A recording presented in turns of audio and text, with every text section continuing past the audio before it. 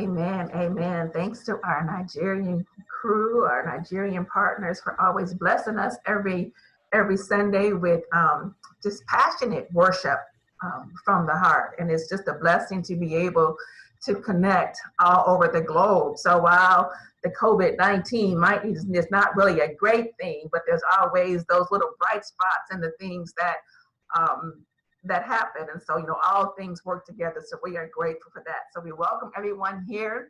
As you can see, obviously, I am not Dr. Banks. And so hopefully you guys will stay on when you find out that Dr. Banks is actually on a much needed vacation. And just to give you guys just a little insight, that back in March, when this COVID thing first broke out, Dr. Banks was going to take a vacation. And I was scheduled to speak back in March, but then, we got told, we couldn't go to church. And so we decided that, okay, Dr. Banks, you have to put your vacation on hold because the people really need to hear, your voice during this transition. And so he and Lady Sylvia they've taken a much needed break this weekend. So I hope you guys don't mind. He will be back next weekend. So with that, we're going to go ahead and get started. Please be mindful that we are going to do discussion questions just as usual. And for those who have been here for the last couple of weeks, Dr. Banks said I'm going to be doing teaching how to create kingdom norms because he dubbed me to create the kingdom norm specialist. I'm like, oh, okay, really? Okay. So so my job today is to kind of synthesize everything that Dr. Banks has been talking about over these last few weeks with kingdom norms, the kingdom clashes. And so my job, I'm going to just come in today and we're going to synthesize all of that information and wrap it up into, okay, how are we going to apply this now? And so, of course, we are going to have our discussion at the end. So you guys need to be ready for that. So I'm going to share my screen and just know that we're in a hotel and sometimes internet at any hotel is a crapshoot. So hopefully everything works well. If my internet freezes or something, somebody send me a chat message to let me know that, oh, hey, you're frozen. We missed what you said, just to kind of keep me on track because I may not know if the internet is going to go out or not. So you guys, pray, pray that all works well with this whole internet situation at the hotel. So let me share my screen here.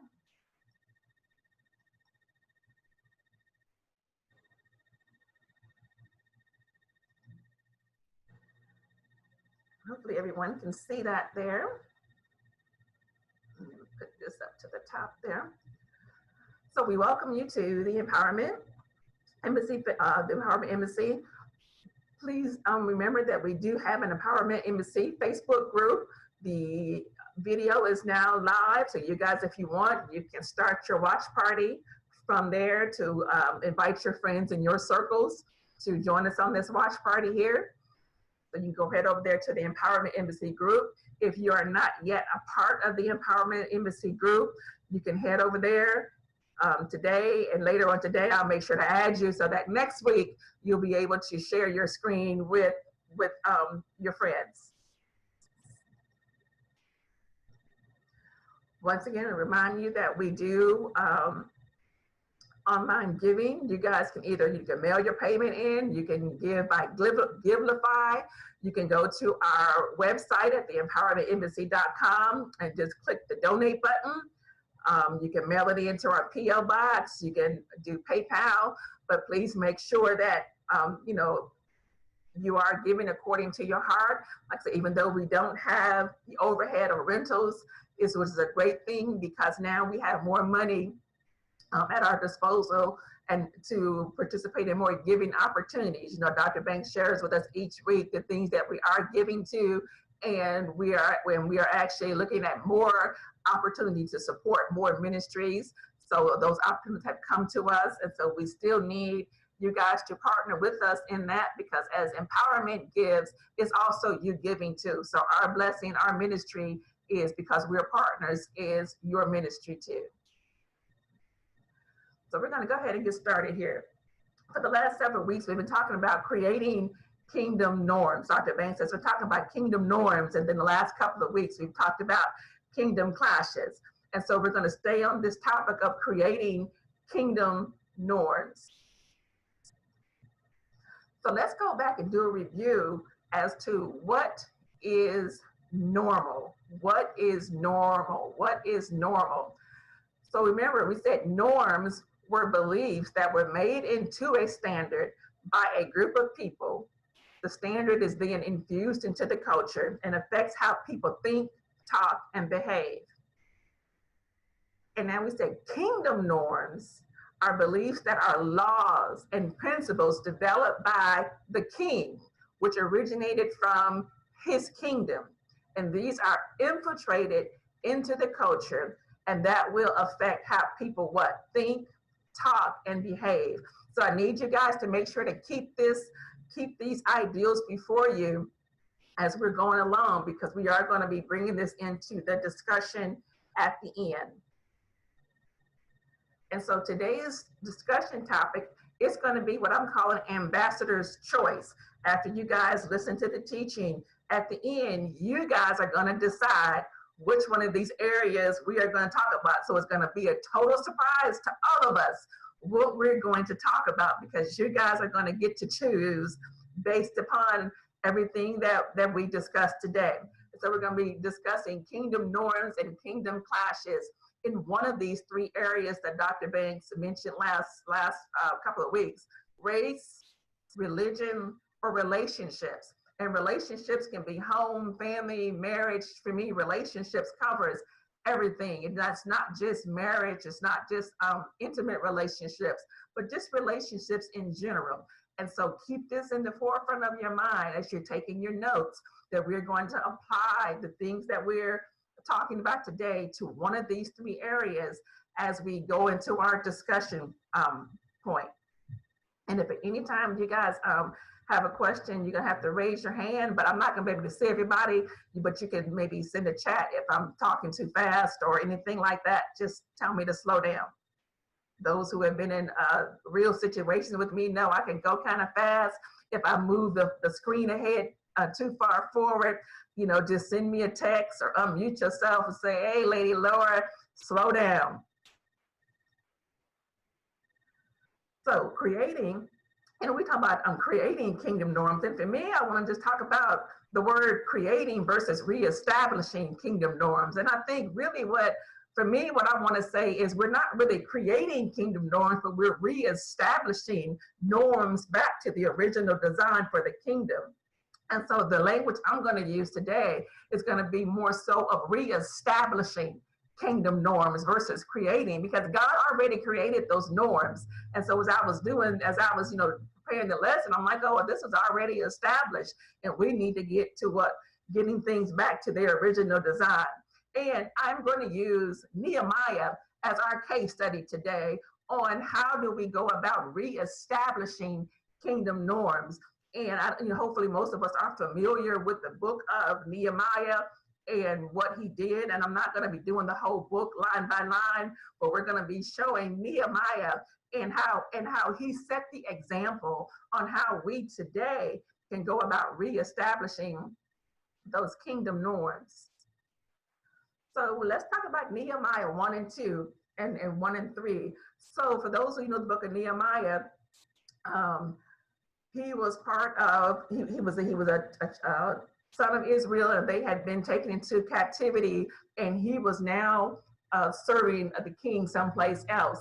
But some men from Judah came to him, and so he asked them about the Jews who had survived the captivity. He asked about the Jews. He asked, hey, how are the people doing? He asked about Jerusalem. He said, how are the people doing? How is the place doing? And then they told him, they said, the remnant there in the province who survived the captivity are in great distress. And the wall of Jerusalem is broken down, and its gates are burned with fire. So one of the first things that Nehemiah did when it comes to reestablishing kingdom norms is he assessed what the needs are. And you can only assess what the needs are if you ask.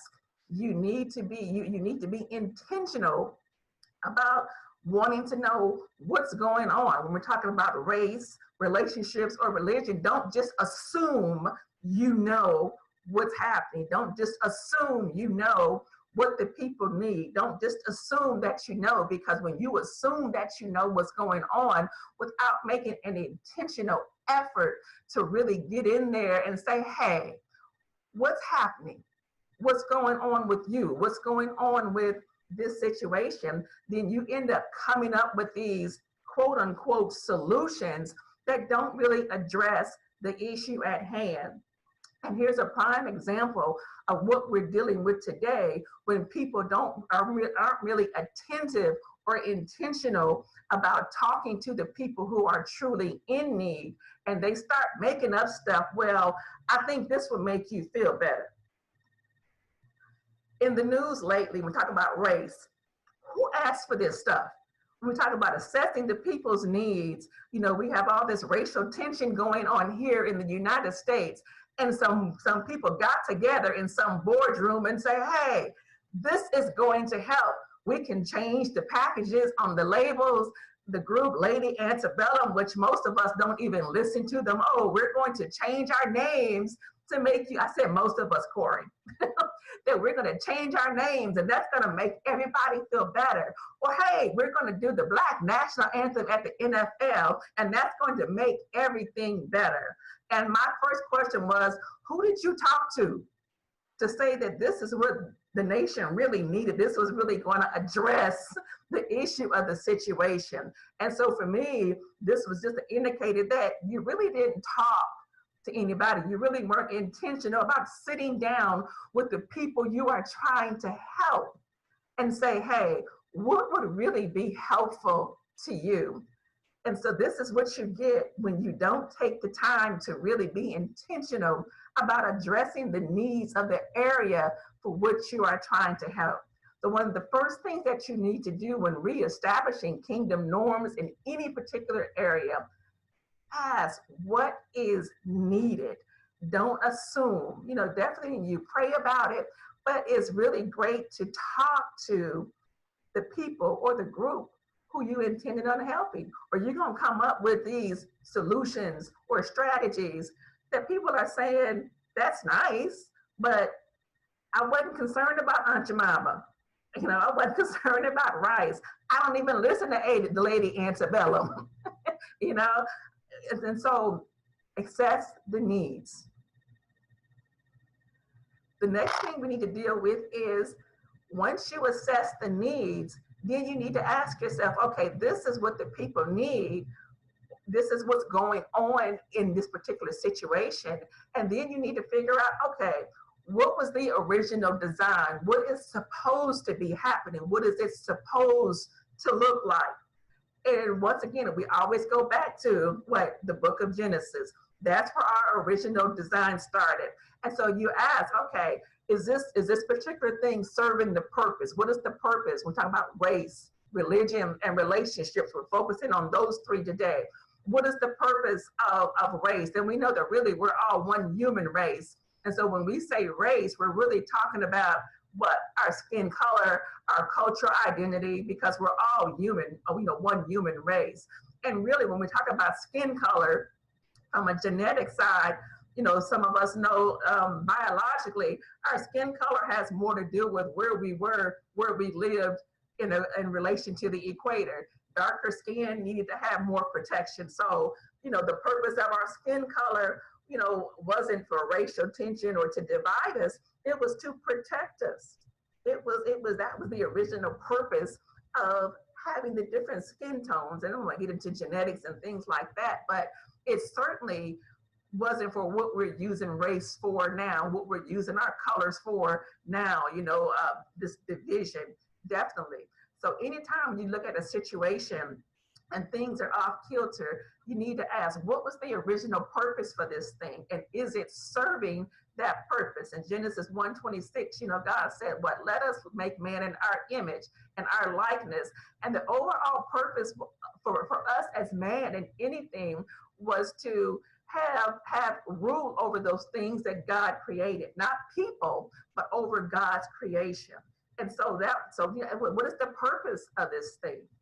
And then we ask, productivity was another thing in the original design. In Genesis 1:27, God told Adam and Eve to what? Be fruitful and multiply.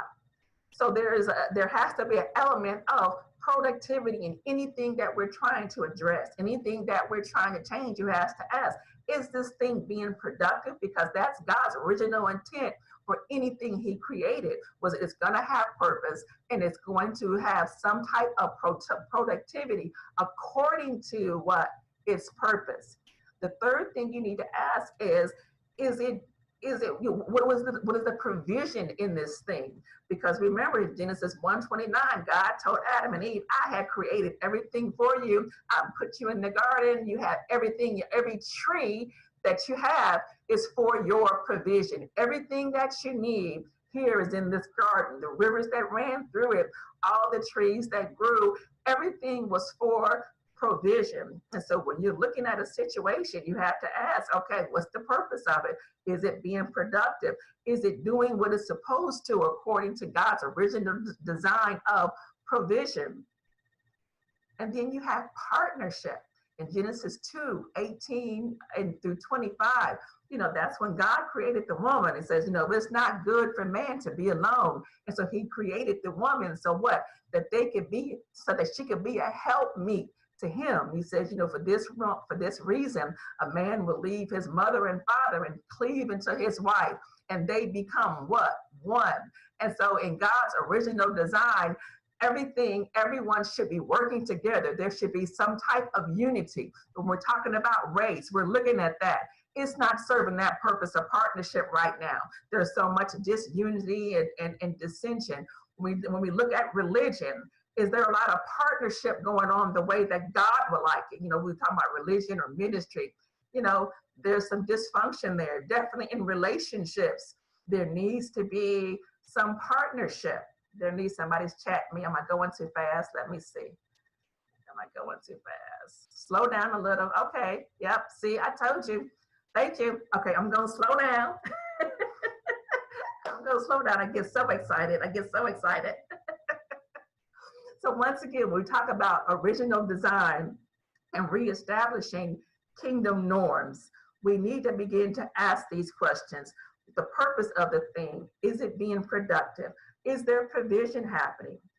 Is there partnership happening? Because guess what? Original design is the DNA that runs through kingdom norms. And what is DNA? The dominant normal attributes. What are the dominant normal attributes of this particular thing that you're looking at?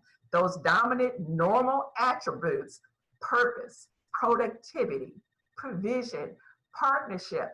That's going to be the DNA, the thing that gives you, the things that give us life, the things that give us a situation life. That's the DNA, the thing that makes it up. These four core things. There are more things, but these are the four core that I want to really focus on today. So when we talk about what is the DNA of race, what is the DNA of religion, what is the DNA of relationships, we asking ourselves, what are the dominant normal attributes? And these are four of the dominant. And the road she on, we gonna have to fix that. Stop eating crayons. Let that baby eat crayons.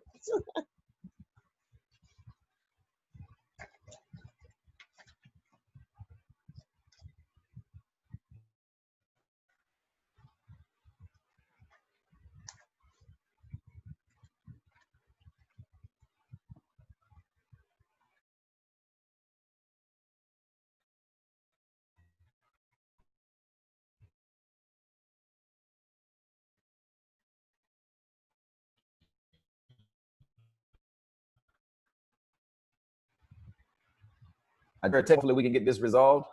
So if everyone just be patient, put on your favorite music, and we will return in a moment.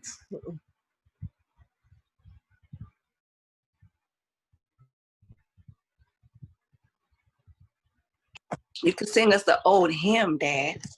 Go for it. Father,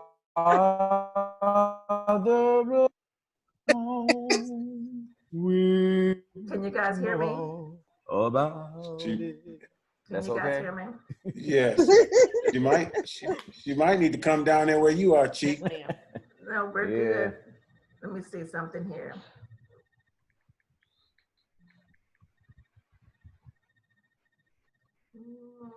Let's see. We're gonna get this thing done.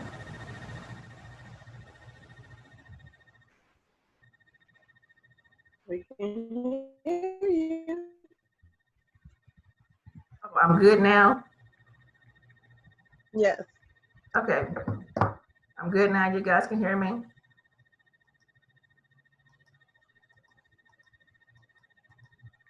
Yes, ma'am. Yes, ma'am. We can hear you. I'm gonna stop the screen share for a minute. Okay, am I back on? Yes, you are.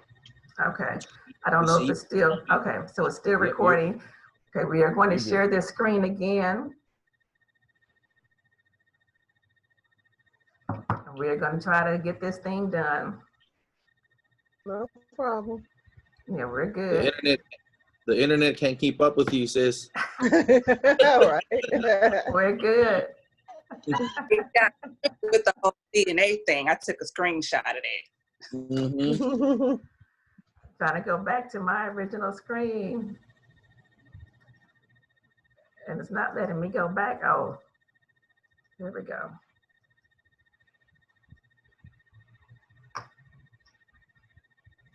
Because this helps me to slow down a little bit. So we're talking about the original dominant design. Let's see.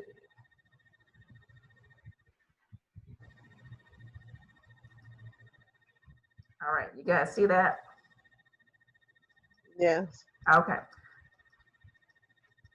So we're talking about assessing needs, the original design. And so now, after Nehemiah went to check that, after he did that, he went to Jerusalem. There was some stuff in between, and we're gonna get back to that. But he went to Man, my Jerusalem. phone done. He went to Jerusalem, and it says he was there 3 days inspecting. And what did he inspect? Once he got there, he realized that the walls, I'm talking about original design, he knew what it was supposed to be, right? But he says, hey, what he saw were the walls of Jerusalem were broken down, the gates were consumed by fire. And he said that he was on an animal, and he said there was even no place for my animal to pass around the fountain gate and the king's pool. But basically, it was just rubbish. It was just trash. Everything was just messed up. So when we go back to the original design, nothing was serving its purpose. Nothing was being productive. There was no provision happening in the place, and definitely there was no partnership because no one was taking care of the place. And so when we talk about, dealing with reestablishing kingdom norms, one thing we have to do is what's called a reality check. Once you know what the original design is, then you need to start looking at this particular area that you're trying to address and do a reality check and say, okay, is this thing serving its purpose? Is this thing being productive? You're going to have to look at it. Take the time to look at it and see exactly what is happening. Sometimes, there might be some partnership going on, but it's still not serving its purpose. So when you look at the particular area, and once again today, we're focusing on race. It increases the height of it. We're focusing on race. We're focusing on religion. We're focusing on relationships, and we're focusing on whether or not is it serving its purpose. So this is what we're talking about today as we're going through this lesson here. So you have to do a reality check on some things. You have to ask those questions. what's going on in this particular area. So after the reality check, let's see what Nehemiah did. Now let's talk about this. In Proverbs 22:28, the verse says, do not remove the ancient boundary or landmarks which your fathers have set. Now, this was really referring to people's properties, that people have boundaries on their properties, kind of like we have our fence line or our bushes. And it was one of their laws and principles. Hey, don't go moving people's boundaries. And so the landmarks set up boundaries. And when you remove boundaries, things begin to get lost. And I have a personal story about landmarks. I grew up in Toledo, Ohio, 20 years. And the street that I grew up on was called Lincoln Avenue. And one of the major landmarks at the corner of Lincoln Avenue was my elementary school, big, huge elementary school, been there for over 100 years. Well, one year I went home and Wayne was driving, and so I was probably on my phone, not really paying attention, where he was going, but I noticed he was getting ready to make a turn. And I looked up and I was like, why are you turning here? And he said, well, this is Lincoln Avenue. The school was gone because that was my landmark. I wasn't looking at the street. I was just know when I see my big elementary school, this is where you turn. And everybody in Toledo knows that Lincoln Elementary goes on this corner. And so I was really confused for a moment because I'm like, who removed my landmark? That this was how I knew where I was going. I knew the street, but I never paid attention to the street because the school was already there. And I would imagine had I been driving, I probably would have gone right past the street that I grew up on because I didn't see my landmark. And I probably would not have recognized the landmark until I got to my next landmark, which was the A&P. And I would have asked myself, how did I get here? And when we remove the landmarks that God has set for us, we end up in a place and we ask ourselves, how did we get here? You can raise your hand if you've ever been at a point in your life when you looked around and said, how did I get here? And if we take the time to really think about it, it's because we moved some markers that God has set for us. God has markers called his word, called his laws, called his principles. Those are our markers. And when we remove those markers, we get to a place like, how in the heck did I get here? And so we need to go back when we're talking about reestablishing kingdom norms. We need to ask, what markers in my life, what markers in this particular thing were moved? Nehemiah did the same thing. He said the markers that were moved in this particular situation was they neglected the laws of Moses. A moved marker was they was charging interest to their brothers and sisters, putting them in slavery when they couldn't pay.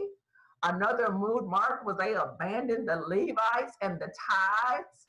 Another moved marker was they broke the Sabbath. And if you read the entire book of Nehemiah, Nehemiah lays out some things like, you guys are in this situation. Why? Because you moved the boundaries that God has set for you. You have moved some markers. I got a chat going on here. Amen. Thank you. You move some markers. And when you move markers, man, you will find yourself in places that you never thought you would be. And so when we're talking about reestablishing kingdom norms in our lives, but definitely we're focused on race, religion, and relationships today, we have to ask ourselves, what are some of the moved markers that have gotten us to where we are today? Where are the moved markers? So as you're taking your notes, once again, start thinking about, what are some of the moved markers that have gotten us into this place? And so let's talk once again, let's keep talking about Nehemiah. Nehemiah says, we have acted very corruptly against God, and we have not kept the commandments which God commanded Moses. He says, did not your fathers do the same thing, so that our God brought on us and on this city all this trouble? And as I was reading that, here's the insight that I got from that. Is that sometimes the problem goes deeper than the current generation. Nehemiah said, did your daddy just do the same thing that you fooling around and doing now? Your daddy moved the marker. And so once again, sometimes when we're looking at what's happening, say, oh, well, what's wrong with this current generation, this generation here? This generation just didn't get like this today. And so sometimes when we're looking at situations, we have to understand, maybe this stuff started back with granddaddy.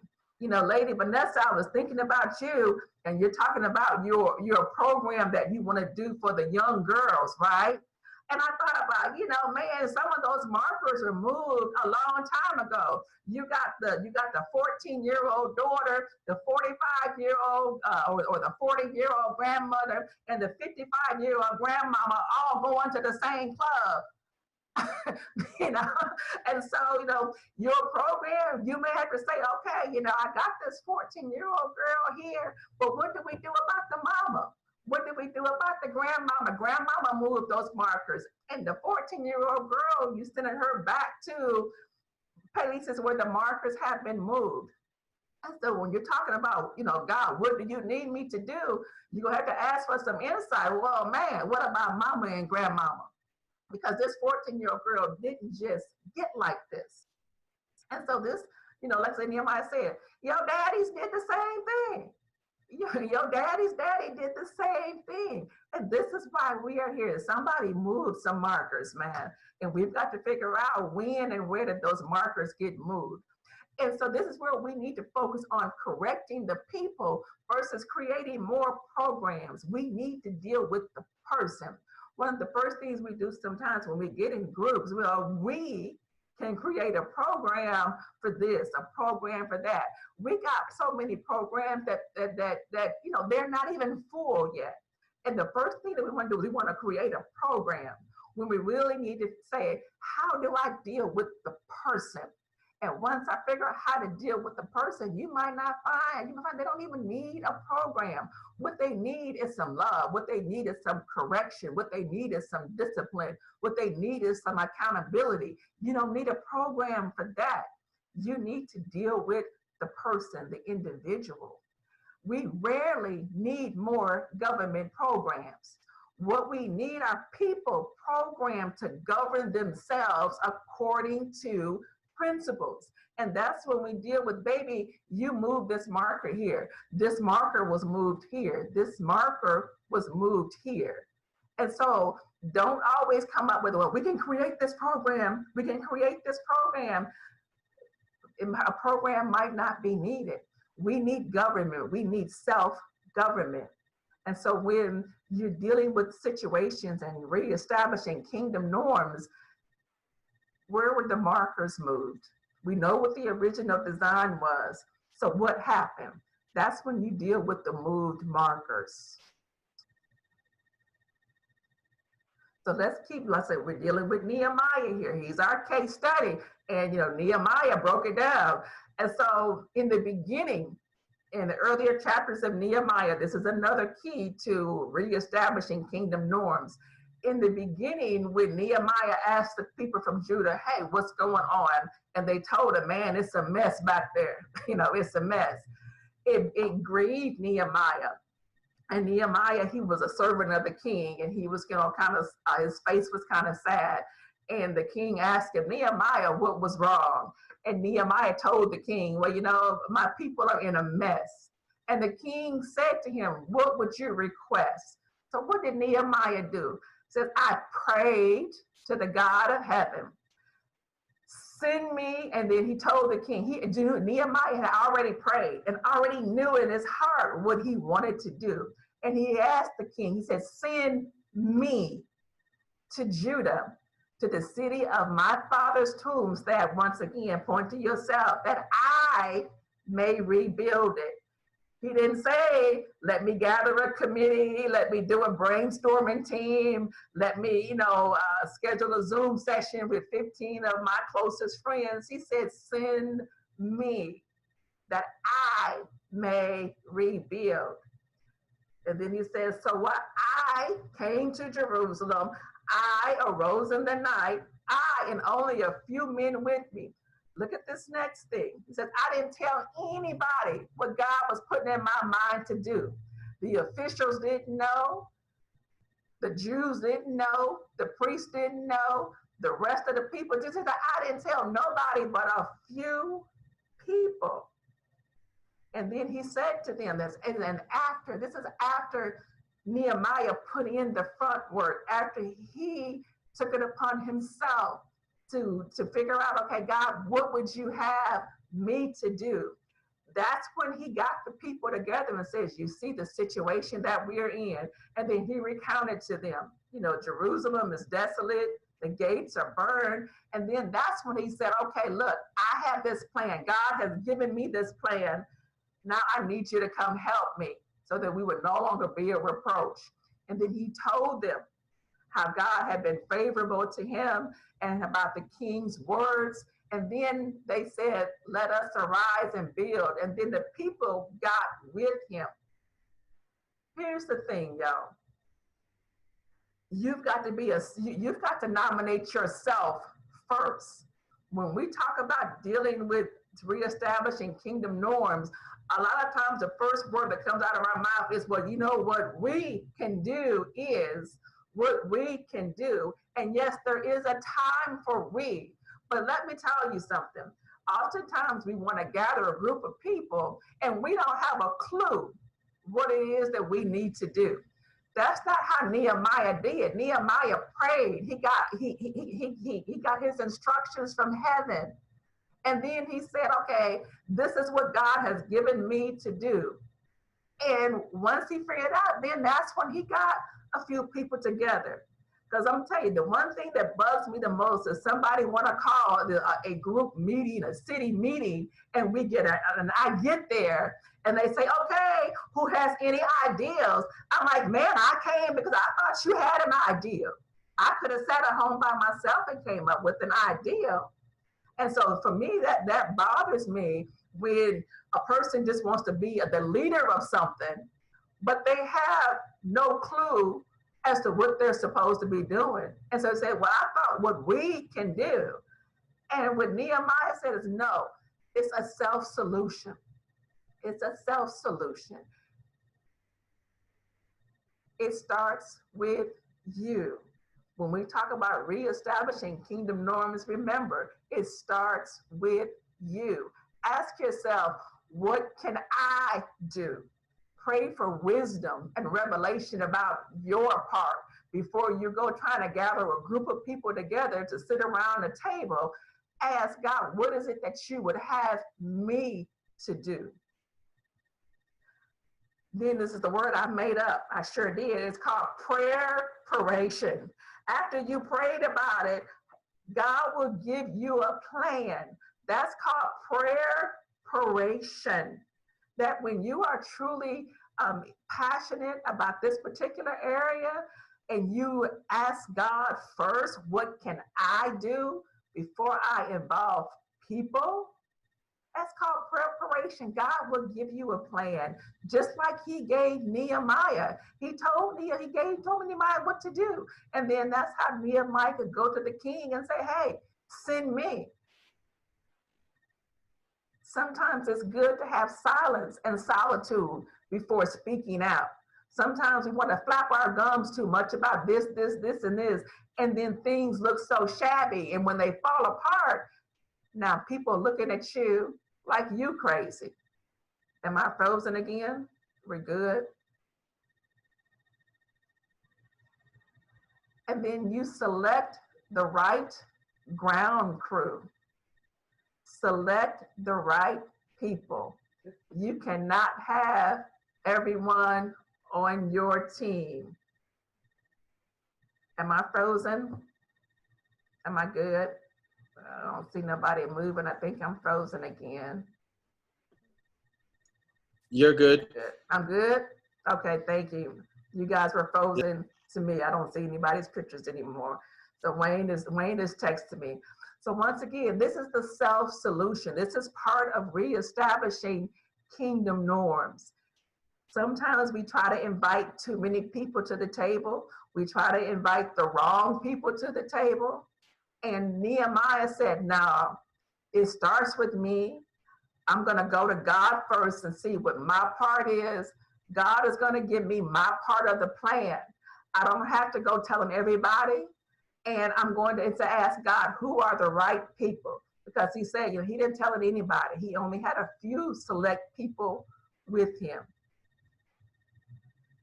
And so once he figured out, okay, these are the norms. I'm going to reestablish these norms. Then he had to deal with those kingdom clashes. Dr. Banks talked about there's going to be some clashing. And Nehemiah definitely dealt with some kingdom clashes. He clashed with the Sabbath breakers. There's a part in Nehemiah when he was reestablishing the Sabbath day. People were coming in trying to sell on the Sabbath. And Nehemiah was reestablishing, no, the gates are going to be closed. But these Sabbath breakers kept coming to the gates. And he finally approached them. He says, why do you keep coming here? We're reestablishing these norms. And basically Nehemiah told him, you come back to this gate again on a Sabbath. These were the literal words in the Bible. He said, I'm going to lay hands on you. This is what Nehemiah, he said, I'm going to clash with you because you're clashing with God's established norms. And Nehemiah said, I will clash to reestablish these norms. I am ready to take a stand. I am ready to defend what God has established. So understand, when you begin to try to reestablish norms in any area, there are going to be some people who are not going to be happy. And you got to ask yourself, are you really ready to deal with this? Nehemiah said, I will lay hands on you. Or in our 2020 version, I will catch a case about this. Don't mess with me. That's basically what he said. I will catch a case. I will lay hands on you. That's a kingdom clash. There was a guy named Tobiah. One of the priests had set up Tobiah's little living space inside the temple where God's stuff was. People began to set up kingdoms in the place where God's stuff should be. And Nehemiah was like, So he went and he took Tobiah's stuff, threw his stuff out. And just like it says in the Bible, the kingdoms of this world have become the kingdom of God. Will we need to go into these places and say, you have set up your kingdom of race, you have set up your kingdom of religion, you have set up your kingdom of how relationships, normalizing entanglements and all this stuff. That is not normal. And we are going to have to throw this stuff out because it's clashing what God has said is normal. Sanballat and Tobiah. You guys, if you know the story of Nehemiah, when they began to rebuild the wall, they started taunting them. They didn't want that to happen. When you begin to reestablish kingdom norms, those who have set up their own kingdoms, those who have set up their own normal, they are not going to want this to happen. So there is going to be a clash with people. There are going to be a clash with groups. There are going to be a clash in the heavenlies when you begin to rise up and say, no, we are getting this thing back to what God said was normal, to reestablish his norms. There are going to be some clashes. But understand that before Nehemiah undertook this thing, he had authority from the king. The king gave him the authority. The king gave him the provision. The king gave him the finances, the resources. Nehemiah had authority from the king. You had better make sure you have authority from the king from any area into which you are trying to reestablish those norms, because you will end up like the 7 sons of Sceva trying to go into an area you have no authority for, and they would say, Jesus, Paul I know, Jesus I know, but who are you? So before you start, but I'm coming in to take this for God, Did God send you to that area? Did God send you to that area? Because there are some areas I know I am not designed to be in. And I don't fool up with those areas. I know my place. I know I'm not effective in certain areas. Am I still okay? I'm waiting to, I have a text from Wayne, so I'm gonna assume that I'm still on. You guys can still hear me. Yes, we could still hear you. Okay, so Which is this? once again, we have the norms, the needs, the original design, the reality check, mood markers, self-solution.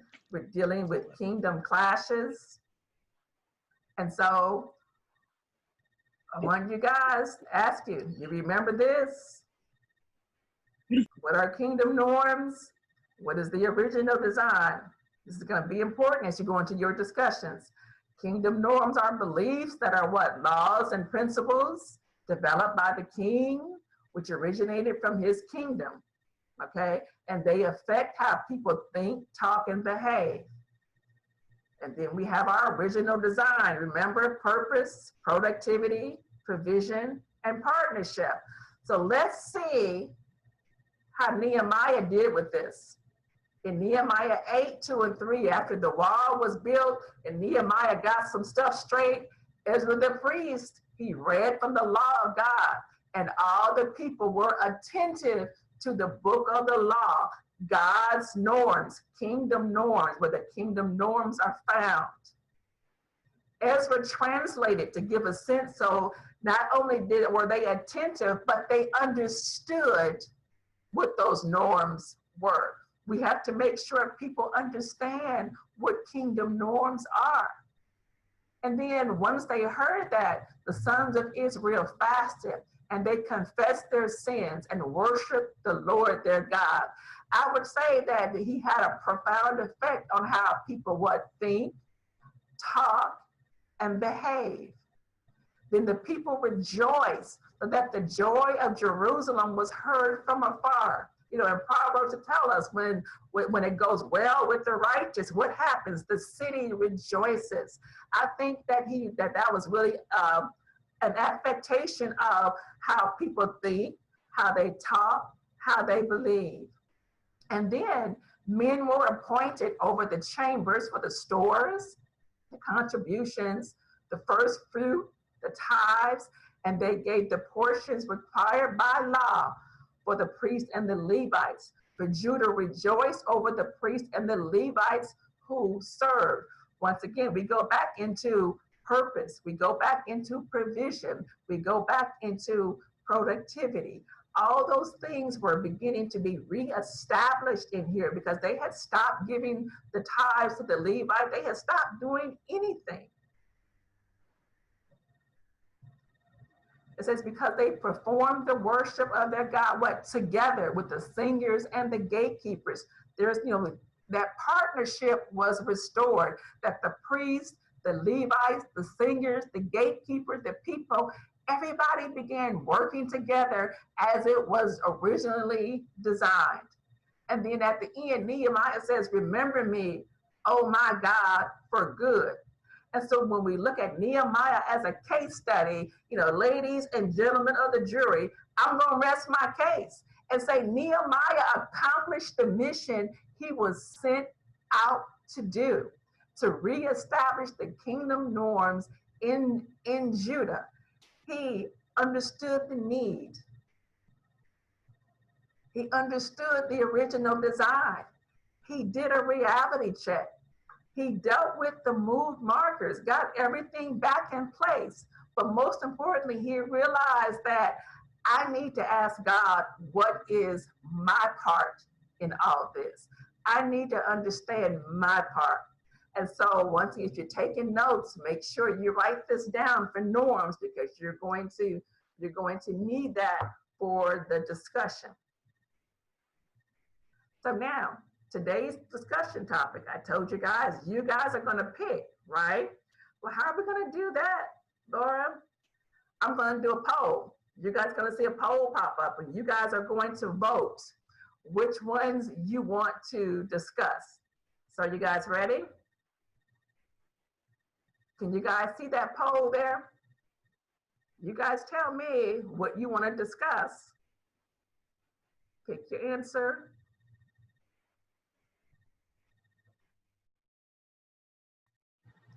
And we'll let everybody get to voting.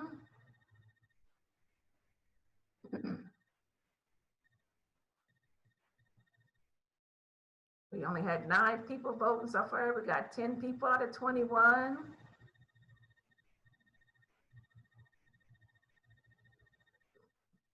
Everybody get a chance to vote. I only got 10 people voting. We're good. 11, 12 Laura, people voting. Laura, can you go one screen back for a second? Say what? Can you go one screen back for a second? Okay. Some people may not be able to see it. Okay. So what we have here is, it seems like 62% of the people who voted, you guys, you want to talk about relationships. You want to talk about relationships. So I'm going to end the polling. In the polling. I am going to stop my screen share. And so now what we're going to do is I'm going to put you guys into groups. Okay, we're going to do a breakout groups. We haven't done that in a while. And so in your group, you're going to talk about relationships in the sense of reestablishing kingdom norms and dealing with the need, the original design, all those notes you took. And I will allow for each person to come out with one thing that you can do. I don't want to hear about what we can do, what we can get a group to do. We want to know, what is it that you are going to do? So I'm going to give you a chance to look at your notes here. And what we have 22 people. We're going to do 2, 3, 4.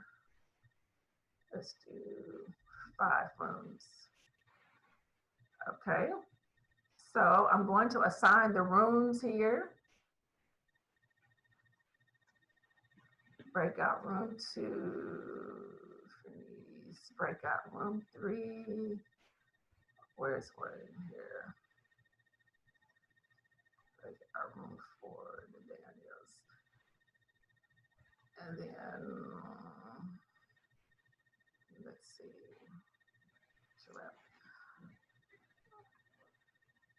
Okay, I got my room leaders here. Uh-oh, breakout room.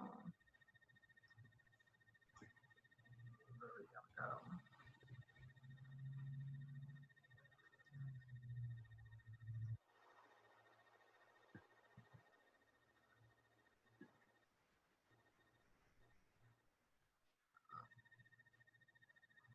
No, wait a minute, that didn't work. Hold on, I'm sorry, guys.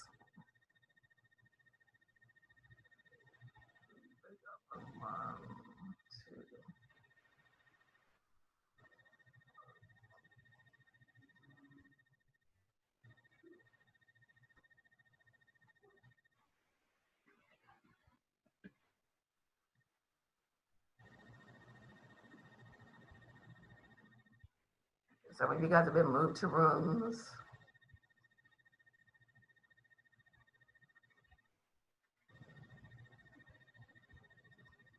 There we go.